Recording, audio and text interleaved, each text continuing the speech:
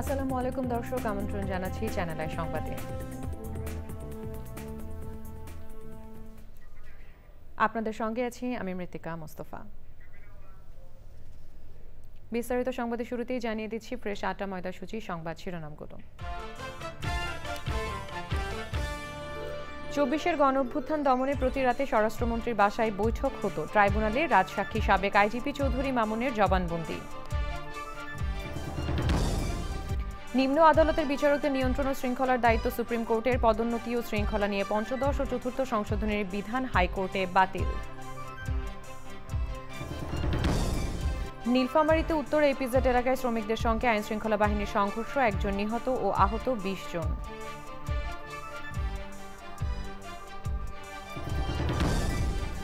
এবং সবুজে সাজাই বাংলাদেশ স্লোগানে ঝালকাঠিতে প্রকৃতি ও জীবন ক্লাবের বৃক্ষরোপণ উদ্যোগকে সামাজিক দায়বদ্ধতার অনন্য নজির বলেছেন বিশিষ্টজনেরা।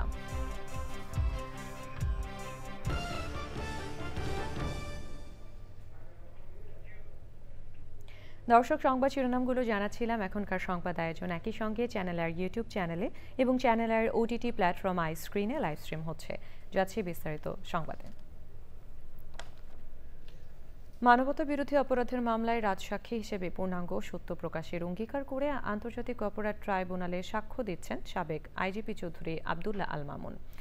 সাক্ষ্যের শুরুতে তিনি বলেছেন, ২০১৮ সালের নির্বাচনের আগের রাতে ৫০% ব্যালট বাক্স ভরে রাখতে শেখ হাসিনাকে পরামর্শ দিয়েছিলেন সাবেক আইজিপি জাবেদ পাটোয়ারি। ২০১৮ সালে নির্বাচনের পর পুলিশের রাজনৈতিক হস্তক্ষেপ আরও বাড়ে। শেখ হাসিনার সাথে কোনো কোনো পুলিশ অফিসারের সরাসরি যোগাযোগ থাকায় তারা চেইন অফ কমান্ড মানতেন না। জুলাই গণঅভ্যুত্থান শুরু হওয়ার পর ১৯ জুলাই থেকে প্রতি রাতে স্বরাষ্ট্রমন্ত্রীর বাসায় কোর কমিটির বৈঠক হতো। সেখানে আন্দোলন দমন সহ বিভিন্ন বিষয়ে আলোচনা হতো। এমনই এক বৈঠকে ডিজিএফআইয়ের প্রস্তাবে কয়েকজন সমন্বয়ককে গ্রেপ্তারের সিদ্ধান্ত নেওয়া হয়। দায়িত্ব দেওয়া হয় সাবেক ডিবি প্রধান হারুনকে। তাদের মানসিক চাপে রাখা হতো সরকারের সাথে আপোষ করার জন্য। সমন্বয়কদের টেলিভিশনে বিবৃতি দিতে বাধ্য করা হয় বলে জবানবন্দিতে বলেছেন চৌধুরী আবদুল্লাহ আল মামুন।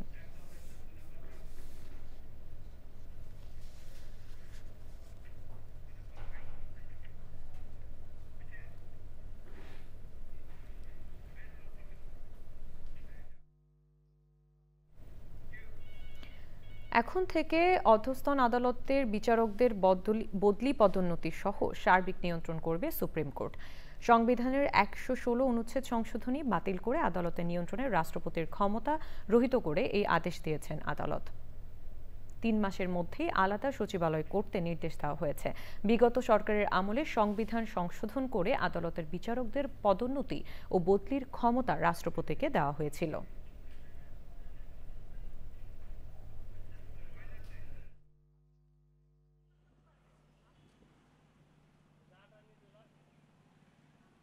দিনের বেলা কোর্ট বসায়, রাতের বেলা কোর্ট বসায়, রাতের গভীরে কোর্ট বসায়। যাকে ইচ্ছে তাকে নির্বাচনে অনুপযুক্ত করার জন্য রায় দরকার। কাকে বেল দিবে, কাকে বেল দিবে না, কে পছন্দের, কে অপছন্দের, এই সকল দুষ্ট চক্রের অবসান হবে। নীলফামারীর উত্তরা ইপিজেড এলাকায় শ্রমিকদের সঙ্গে সেনাবাহিনী ও পুলিশের সংঘর্ষের ঘটনা ঘটেছে। সে সময় আহত এক শ্রমিক হাসপাতালে মারা গেছেন। সংঘর্ষে অন্তত ২০ জন আহত হয়েছেন। আনোয়ারুল আলম প্রধানের পাঠানো তথ্য ভিডিও চিত্র নিয়ে রাজীব আহমেদের রিপোর্ট। নীলফামারীর Uttara EPZ evergreen product factory লিমিটেডের অবৈধভাবে শ্রমিক ছাঁটাই ও হেনস্থা বন্ধ এবং ২ মাসের বকেয়া বেতন সহ ১৮ দফা দাবিতে শনিবার থেকে আন্দোলন করে আসছিলেন শ্রমিকরা। সোমবার অনির্দিষ্টকালের জন্য কারখানা বন্ধের নোটিশ দেয় কর্তৃপক্ষ। এর জের ধরে মঙ্গলবার সকালে কারখানা গেটে জড়ো হন শ্রমিকরা। এক পর্যায়ে সেনাবাহিনী ও পুলিশের সাথে আন্দোলনকারী শ্রমিকদের সংঘর্ষ বাধে। নিহত যে ছেলেটা, সে আমার ভাইস্তা হয়, নাম হাবিব। ও ইকো ইন্টারন্যাশনালে চাকরি করতো। নাইট ডিউটি করে বের হওয়ার সময় ও গুলিবিদ্ধ অবস্থায় মারা গেছে হাসপাতালে। এমরা ইট দিয়ে ঢেলাচ্ছে, ওরাও আর কি পিটাপিটি করতেছে। পরিস্থিতি নিয়ন্ত্রণে টিয়ার সেল ও গুলি চালায় আইন শৃঙ্খলা রক্ষাকারী বাহিনী। পরিস্থিতি এখন নিয়ন্ত্রণে এবং আপনারা যদি দেখেন আশেপাশে এখানে কোনো লোক নেই, কোনো মব নেই। এ বিষয়ে প্রশাসনিক পর্যায়ে কার্যক্রম চলছে, চলমান আছে এবং সার্বিক নিরাপত্তা পরিস্থিতি এখন নিরাপত্তা বাহিনীর সম্পূর্ণ নিয়ন্ত্রণে রয়েছে। গুলিবিদ্ধ 2 শ্রমিককে নীলফামারী জেনারেল হাসপাতালে নেওয়ার পর হাবিব নামে এক শ্রমিকের মৃত্যু হয়। আহতদের প্রাথমিক চিকিৎসা দিয়ে ছেড়ে দেওয়া হয়েছে। ইপিজেড ও আশপাশের এলাকায় পুলিশ, সেনাবাহিনী ও বিজিবি মোতায়েন করা হয়েছে। Rajib Ahmed, channel I. ডাকসু নির্বাচন নিয়ে প্রার্থীদের প্রচারণা চলছে। ঢাকা বিশ্ববিদ্যালয় ক্যাম্পাসে আছেন সহকর্মী মিথিলা নাজনীন, যাচ্ছি তার কাছে। মিথিলা, ক্যাম্পাসে ডাকসু ভোটের মাঠ কেমন দেখতে পাচ্ছেন?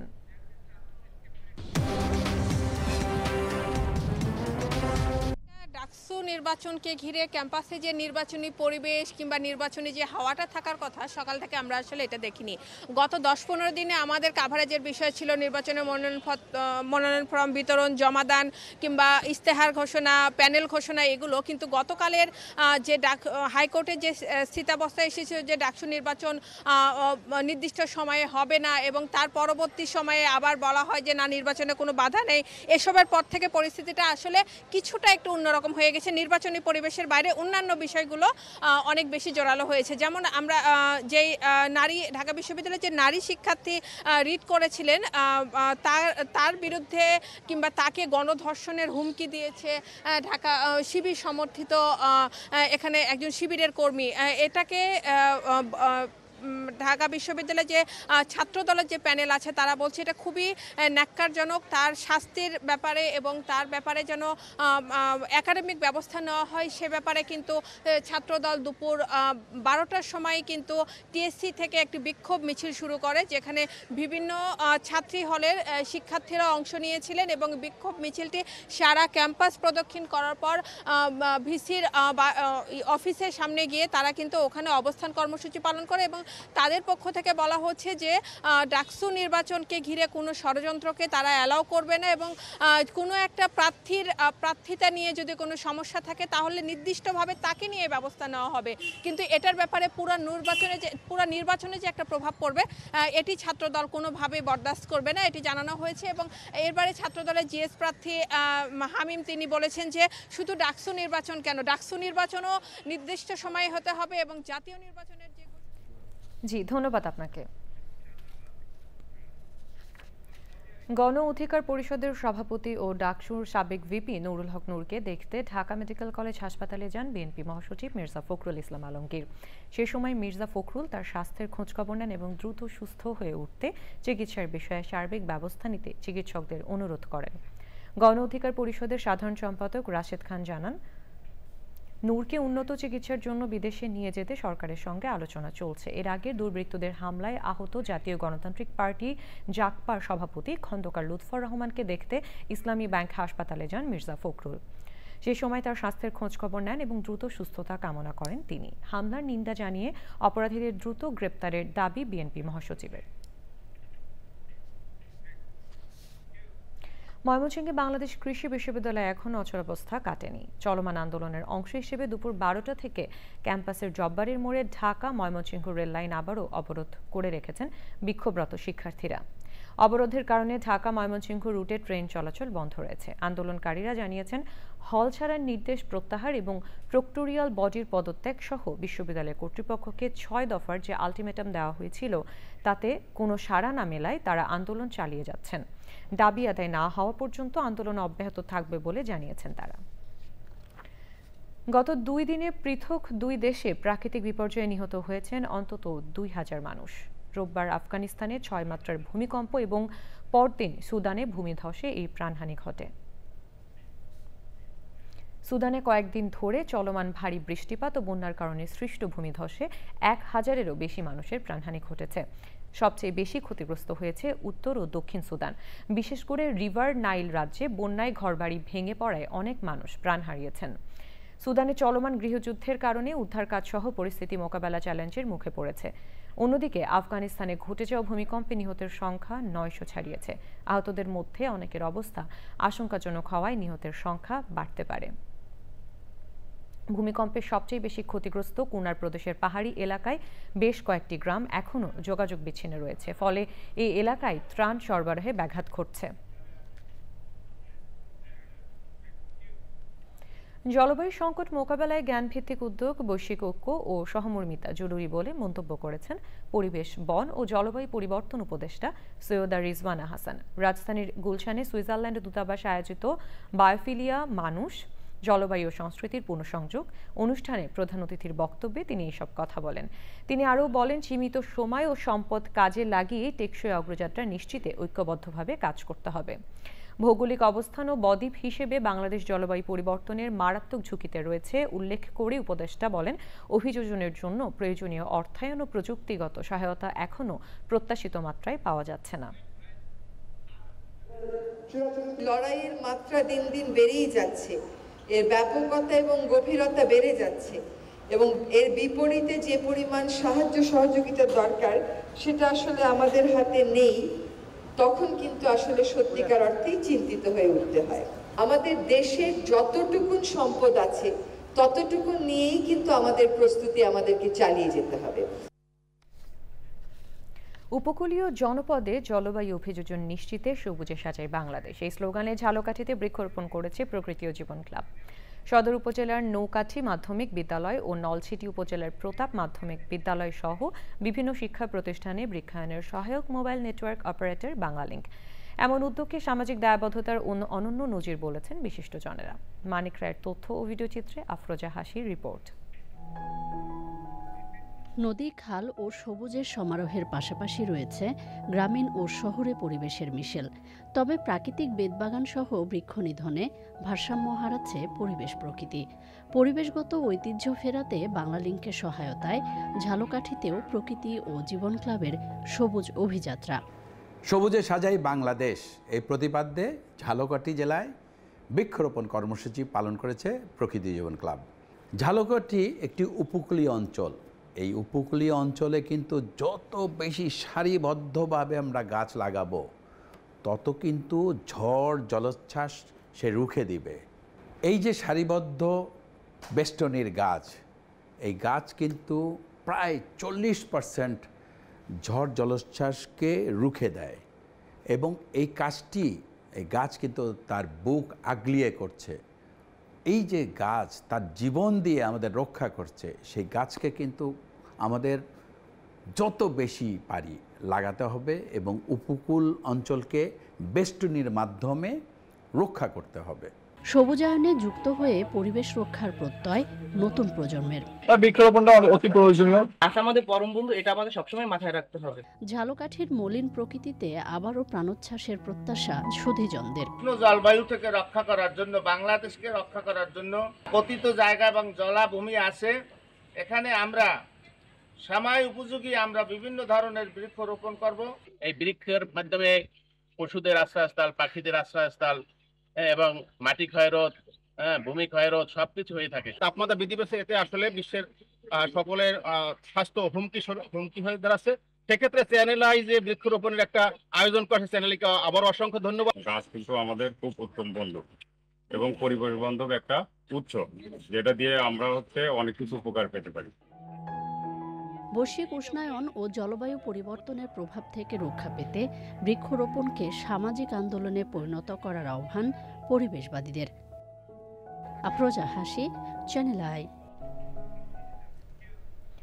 এবারে বাংলাদেশ নেদারল্যান্ডস টি-20 সিরিজ।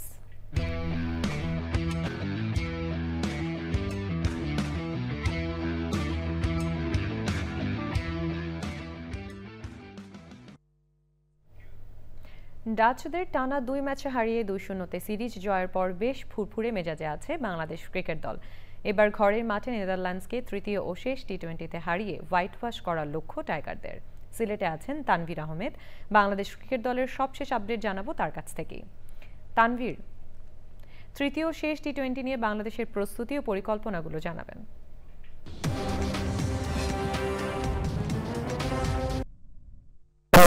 আপনি বাংলাদেশের তৃতীয় টি-20 নিয়ে পরিকল্পনার কথা জানতে চেয়েছিলেন। বাংলাদেশ কিন্তু প্রথম 2 ম্যাচ জিতে সিরিজে এগিয়ে আছে। আজকে বাংলাদেশের অপশনাল ট্রেনিং অর্থাৎ ঐচ্ছিক অনুশীলন আছে। একটু পরেই দুপুর 3টার দিকে বাংলাদেশ দল অনুশীলন করবে। এর মধ্যে এখন অনুশীলন করছে নেদারল্যান্ডসের ক্রিকেটাররা। তারা যেহেতু প্রথম 2 ম্যাচ হেরেছে, তাদের সভাপতি, তারা সব টিম দলের প্রায় সব সদস্যরাই অনুশীলনে ব্যস্ত আছেন। আজকে বাংলাদেশের কোনো মিডিয়া অ্যাক্টিভিটিস নাই, হয়তোবা খুব কম সংখ্যক ক্রিকেটাররা আজকে অনুশীলনে আসতে পারেন। এছাড়াও বাংলাদেশ দলের যেই প্রথম 2 ম্যাচে বাংলাদেশ দল আগে টসে জিতে ব্যাটিং করেনি, ফিল্ডিং করেছে, চেস করেছে, খুব একটা ভালো ক্রিকেট খেলতে ভালো ক্রিকেট খেলেও সব ব্যাটাররা ব্যাট করার সুযোগ পায় নাই। তো বলা যায় যে শেষ ম্যাচে বাংলাদেশ হয়তোবা যদি টস জিতে তাহলে বড় রান করার জন্য আগে ব্যাট করতে পারে। মৃত্তিকা, ধন্যবাদ আপনাকে। দর্শক, এবারে চলে যাচ্ছি বিরতিতে এবং বিরতির পর থাকছে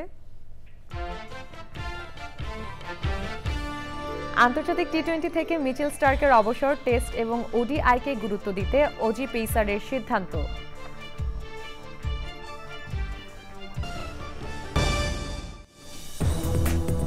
দর্শক, ফিরে এলাম বিরতির পর। ক্যারিবীয় অঞ্চলে ভেনেজুয়েলা উপকূলে 8 যুদ্ধ জাহাজ ও 1200 ক্ষেপণাস্ত্র সহ সেনা মোতায়েন করেছে যুক্তরাষ্ট্র। সামরিক হস্তক্ষেপের মাধ্যমে যুক্তরাষ্ট্র তাকে ক্ষমতাচ্যুত করতে চাইছে অভিযোগ করে উপকূল ও সীমান্তে পাল্টা সেনা সমাবেশের নির্দেশ দিয়েছেন ভেনেজুয়েলার প্রেসিডেন্ট। হামলা হলে ভেনেজুয়েলাকে সশস্ত্র প্রজাতন্ত্র ঘোষণা দিতে প্রস্তুত বলেও জানিয়েছেন তিনি। তবে যুক্তরাষ্ট্র বলছে মাদক চোরাচালান প্রতিরোধে নৌবহর মোতায়েন করেছে ট্রাম্প প্রশাসন। সুদীপ্তা মাহমুদের রিপোর্ট। অভিযোগ, দক্ষিণ আমেরিকার দেশ ভেনেজুয়েলায় মাদক ব্যবসা পরিচালনায় যুক্ত দেশটির প্রেসিডেন্ট নিকোলাস মাদুরো। 30 আগস্ট ক্যারিবীয় অঞ্চলে যুদ্ধজাহাজ মোতায়েন করে ট্রাম্প প্রশাসন। বার্তা সংস্থা এএফপি জানায়, মার্কিন যুদ্ধজাহাজ এবং সেনা মোতায়েনের সংখ্যা আরও বাড়তে পারে। তবে ভেনেজুয়েলার ভেতরে সরাসরি সেনা পাঠানোর কোনো পরিকল্পনার ঘোষণা দেয়নি ওয়াশিংটন। যুক্তরাষ্ট্রের সামরিক হস্তক্ষেপের আশঙ্কায় উপকূল ও সীমান্তে সেনা মোতায়েনের নির্দেশ দিয়েছেন ভেনেজুয়েলার প্রেসিডেন্ট নিকোলাস মাদুরো। সাধারণ মানুষকে আধা সামরিক বাহিনীতে যোগ দেওয়ারও আহ্বান জানান তিনি। রাজধানী কারাকাসে সংবাদ সম্মেলনে মাদুরো অভিযোগ করেন, সামরিক হুমকি দেখিয়ে তার দেশে সরকারের পরিবর্তন চাইছে ওয়াশিংটন। 100 বছরের মধ্যে ভেনেজুয়েলা সবচেয়ে বড় হুমকির মুখে উল্লেখ করে মাদুরো বলেন, যুদ্ধজাহাজ, ক্ষেপণাস্ত্র ও সাবমেরিনের লক্ষ্যবস্তু তার দেশ। Con sangre suramericana, caribeña, con sangre venezolana. Lo quieren llevar a un baño de sangre. এর আগে মাদুরোর বিরুদ্ধে বিভিন্ন অপরাধী গোষ্ঠী ও মাদক চক্রের সাথে যোগসাজশের অভিযোগ তুলেছিল ট্রাম্প প্রশাসন। তবে কোনো প্রমাণ দেখাতে পারেনি তারা। মাদক পাচারে সম্পৃক্ত থাকার অভিযোগে নিকোলাস মাদুরোকে গ্রেপ্তার বা ধরিয়ে দেওয়ার জন্য গত মাসে $50 মিলিয়ন পুরস্কারের ঘোষণা দেয় যুক্তরাষ্ট্র। Sudipta Mahmud, channel I. এবারে নিটোল টাটা কৃষি সংবাদ।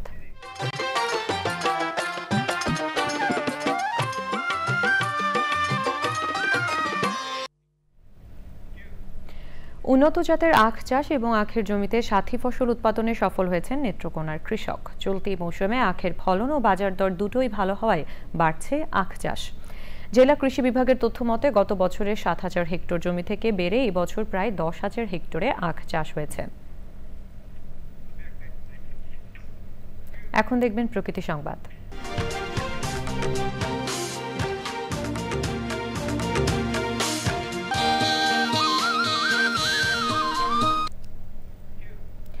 উন্নত চাঁদপুরের মতলব উত্তর উপজেলার মেঘনা নদীর পাড় ঘেঁষে অবৈধ বালু উত্তোলনের কারণে ধ্বংসের মুখে ঘেনা ধনাগোদা বন্যা নিয়ন্ত্রণ সেচ প্রকল্পের 64 কিলোমিটার বেড়িবাঁধ। জীবন জীবিকা রক্ষায় পরিবেশ সন্ত্রাস বন্ধের দাবি স্থানীয়দের। বালু উত্তোলন বন্ধে ব্যবস্থা নেওয়ার আশ্বাসেই দায় সেরেছে স্থানীয় প্রশাসনের। সবশেষে ফ্রেশ আটা ময়দা সুজি সংবাদ শিরোনামগুলো জানিয়ে দিচ্ছি আরও একবার।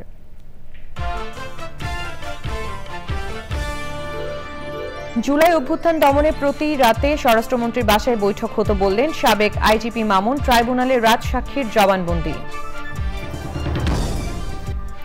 নিম্ন আদালতের বিচারকের নিয়ন্ত্রণের দায়িত্ব সুপ্রিম কোর্টের বলে হাইকোর্টের রায়। পদোন্নতি নিয়ে চতুর্থ পঞ্চদশ সংশোধনীর বিধান বাতিল।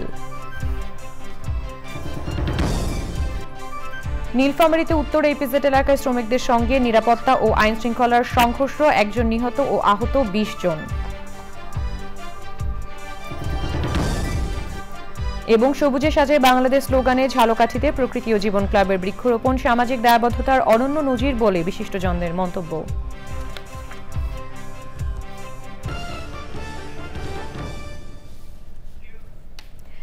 চ্যানেল আইয়ের সর্বশেষ সংবাদ জানতে ভিজিট করুন channelionline.com এবং যুক্ত থাকুন আমাদের সোশ্যাল মিডিয়া প্ল্যাটফর্মগুলোর সাথে। এই ছিল এখনকার সংবাদ। সবাইকে সাথে থাকার জন্য ধন্যবাদ।